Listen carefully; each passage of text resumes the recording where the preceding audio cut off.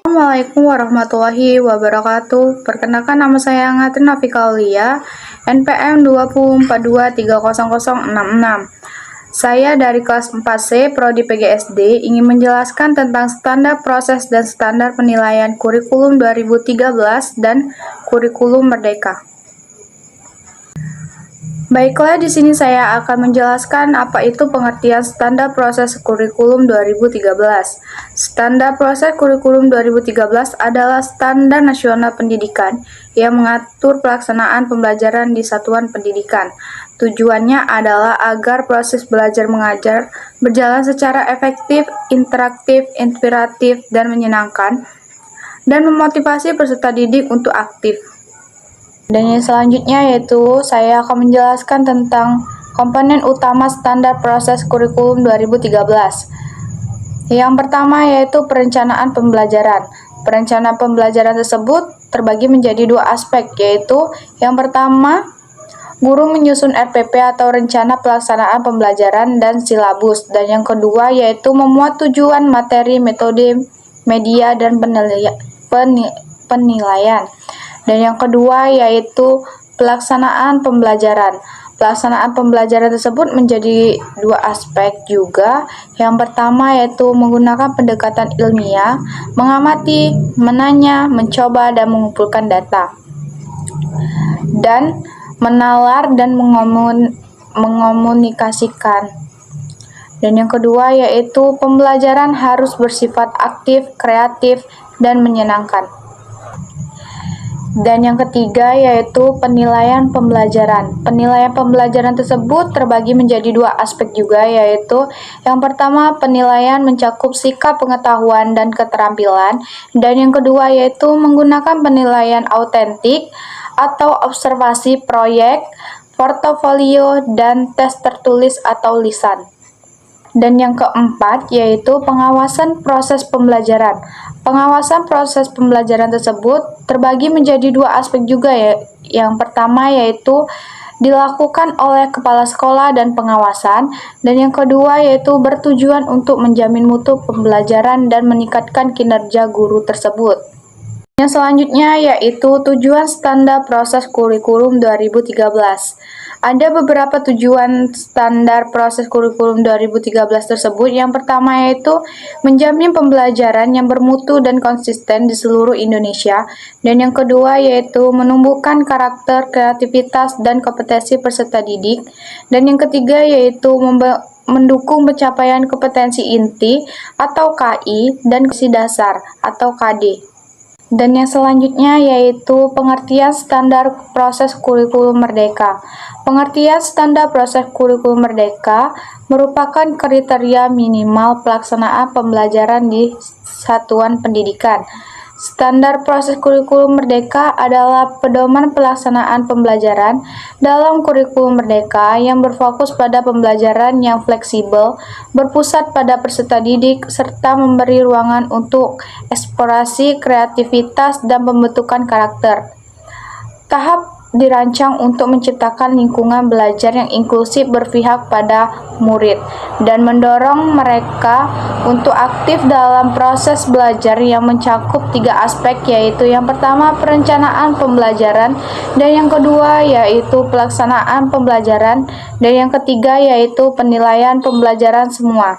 Baiklah, saya akan menjelaskan tiga komponen utama standar proses kurikulum Merdeka. Yang pertama yaitu perencanaan pembelajaran. Guru tidak wajib membuat RPP yang kaku seperti pada K13, tetapi bisa menggunakan modul ajar yang disesuaikan dengan kebutuhan murid. Perencanaan meliputi yang pertama yaitu tujuan pembelajaran, yang kedua yaitu alur tujuan pembelajaran atau ATP, dan yang ketiga yaitu kegiatan pembelajaran yang sesuai dengan fase dan karakteristik murid. Dan yang terakhir yaitu integrasi dengan profil belajar Pancasila. Dan yang kedua yaitu pelaksanaan pembelajaran. Dilakukan dilakukan secara fleksibel dengan pendekatan yang berpihak pada murid. Kegiatan melibatkan 3 aspek, yaitu yang pertama eksplorasi minat dan bakat siswa, yang kedua pendekatan yang memfasilitasi pembelajaran aktif berbasis masalah atau proyek, dan yang ketiga yaitu penyesuaian gaya belajar dan kebutuhan individu. Dan yang ketiga yaitu penilaian pembelajaran. Fokus pada penilaian formatif untuk mendukung perkembangan belajar. Penilaian bersifat holistik dan mencakup 3 aspek, yaitu umpan balik berkelanjutan, dan yang kedua yaitu refleksi diri pada peserta didik, yang ketiga yaitu penilaian sumatik sebagai perlengkapan, bukan satu-satunya tolak ukur. Dan yang selanjutnya yaitu saya akan menjelaskan 4 tujuan standar proses kurikulum merdeka. Yang pertama yaitu mendorong pembelajaran yang bermakna, dan yang kedua yaitu menyesuaikan proses belajar dengan konteks dan kebutuhan siswa. Dan yang ketiga yaitu membentuk siswa yang mandiri, reflektif, dan bernalar kritis. Dan yang keempat yaitu memperkuat karakter melalui proyek penguatan profil belajar Pancasila atau P5.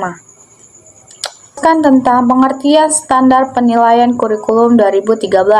Standar penilaian adalah acuan dalam merencanakan, melaksanakan, dan mengevaluasi hasil belajar peserta didik berdasarkan kompetensi yang telah ditetapkan dalam kurikulum. Penilaian dalam K13 tersebut mencakup 3 ranah utama. Yang pertama yaitu sikap atau spiritual dan sosial, dan yang kedua yaitu pengetahuan dan keterampilan. Dan yang selanjutnya yaitu jenis penilaian dalam kurikulum 2013.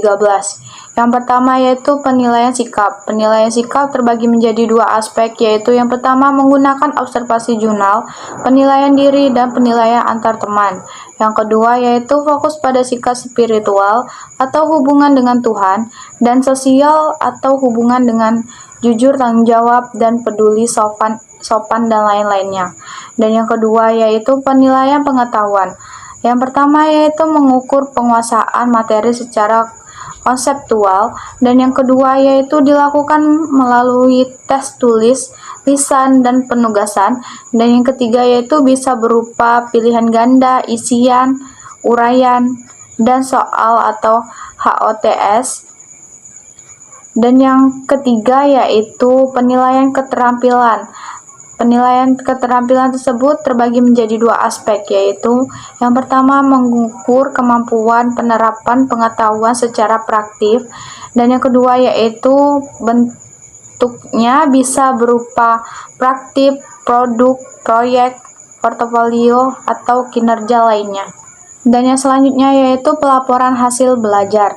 Pelaporan hasil belajar tersebut terbagi menjadi 2 aspek, yaitu yang pertama disajikan dalam bentuk rapor yang berisi nilai kuantitatif dan deskripsi kualitatif, dan yang kedua yaitu raport menggambarkan pengembangan sikap, pengetahuan, dan keterampilan siswa tersebut.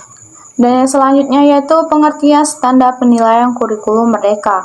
Standar penilaian kurikulum merdeka adalah pedoman untuk merancang, melaksanakan, dan melaporkan penilaian hasil belajar yang fokus pada proses belajar siswa. Bukan hanya hasil akhir, penilaian dilakukan secara berkelanjutan, fleksibel, dan berpihak pada murid, serta bertujuan untuk mendukung perkembangan kompetensi dan karakter siswa. Di standar penilaian kurikulum merdeka tersebut ada prinsip penilaian, yaitu yang pertama formatik dan sumatik berjalan seimbang, dan yang kedua yaitu berbasis kompetensi dan karakter, dan yang ketiga yaitu berpusat pada siswa, yang keempat fleksibel dan kontekstual, dan yang kelima yaitu bersifat menyeluruh dan holistik, yang keenam yaitu berorientasi pada perbaikan pembelajaran. Jenis penilaian kurikulum merdeka. Yang pertama yaitu penilaian formatik. Penilaian formatik tersebut terbagi menjadi 4 aspek, yaitu yang pertama bertujuan memantau dan memperbaiki proses belajar, yang kedua yaitu dilakukan selama pembelajaran, dan yang ketiga yaitu tidak selalu berbentuk angka, bisa berupa catatan, observasi, atau fleksibel, dan yang keempat yaitu memberi umpan balik langsung kepada siswa. Dan yang selanjutnya yaitu penilaian sumatik. Penilaian sumatik tersebut terbagi menjadi 3 aspek. Yang pertama yaitu dilakukan setelah proses belajar selesai, misalnya akhir unit atau semester. Dan yang kedua yaitu digunakan untuk mengukur capaian akhir siswa. Dan yang ketiga yaitu bisa digunakan sebagai dasar laporan kemajuan belajar atau rapor. Teknik penilaian kurikulum merdeka. Penilaian dilakukan menggunakan berbagai teknik seperti yang pertama observasi langsung, yang kedua yaitu tes tertulis dan lisan, dan yang ketiga yaitu tugas proyek atau produk, yang keempat portofolio, yang kelima refleksi diri siswa, yang keenam yaitu penilaian antar teman atau per assessment.